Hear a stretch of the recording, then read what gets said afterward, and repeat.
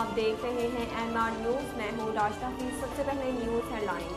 Pakistan cricket board اور Australia cricket نے متفقہ فیصلہ کیا، جس میں ون ڈے اور T20 انٹرنیشنل میچز کی میزبانی لاہور اسٹیڈیم کرے گا۔ پاکستان کرکٹ بورڈ اور کرکٹ آسٹریلیا نے متفقہ طور پر فیصلہ کرتے ہوئے سیریز میں شامل ون ڈے اور T20 انٹرنیشنل میچز کی میزبانی لاہور کے سپرد کر دی۔ دونوں بورڈز نے مشاورت کے بعد 19 مارچ بروز ہفتے کی صبح یہ فیصلہ کیا۔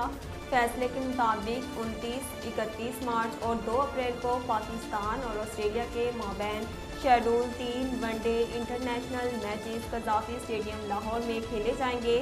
دونوں ٹیموں کے مابین 5 اپریل کو شیڈول واحد T20 انٹرنیشنل میچ بھی قذافی اسٹیڈیم لاہور میں کھیلا جائے گا۔ پاکستان کرکٹ ٹیم کے بولنگ کوچ شان نے کہا کہ اب تک ہونے والے ٹیسٹ میچز میں فاسٹ بولرز کو بہت محنت کرنا پڑی ہے۔ قومی بولنگ کوچ شان نے ورچوئل پریس کانفرنس کرتے ہوئے کہا کہ میں انٹرنیشنل کرکٹ میں پاکستان کے بولرز کی مدد کرتا ہوں تو میں سمجھتا ہوں کہ میں نے اپنا کام کیا۔ شان نے کہا کہ پاکستان نے ہر دور میں اچھے فاسٹ بولرز پیدا کیے ہیں، ابھی بھی ٹیلنٹڈ فاسٹ بولرز ہیں، ان کے ساتھ کام کرنے کا منتظر ہوں۔ گلگت شاہراہ سکردو حالیہ زلزلوں اور آفٹر شاک سے تاحال بند کر دی گئی۔ تفصیلات کے مطابق شاہراہ سکردو مختلف مقامات پر لینڈ سلائیڈنگ سے بند ہوا۔ اسسٹنٹ ڈائریکٹر DDMA کا کہنا ہے کہ شاہراہ کی بندش سے پھنسے 310 مسافر کو بحفاظت گلگت پہنچا دیا گیا۔ اسسٹنٹ ڈائریکٹر نے بتایا کہ مسافروں کو گلگت کی ضلع انتظامیہ اور DDMA نے نجی ہوٹلوں میں ٹھہرایا ہے۔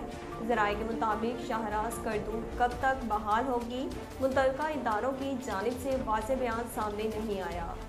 خیبر پختونخوا اور پنجاب کے علاقوں میں تیز ہواؤں اور گرج چمک کے ساتھ تیز بارشوں کی پیشگوئی کرتے ہوئے الرٹ جاری کر دیا گیا۔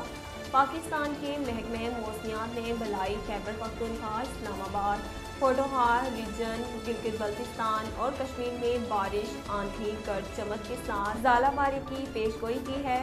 اس دوران سرگودا، میاں والی، خوشاب، حافظ آباد، گوجرانوالہ، سیالکوٹ، گجرات اور لاہور میں گرد و غبار، تیز ہواؤں، آندھی کا بھی امکان ہے۔ ملک کے وسطی اور جنوبی علاقوں میں موسم زیادہ تر گرم اور خشک رہنے کا امکان ہے۔ ناظرین، اب تک کے لیے اتنا ہی۔ مزید خبروں اور اپڈیٹ کے لیے دیکھتے رہیے MR نیوز۔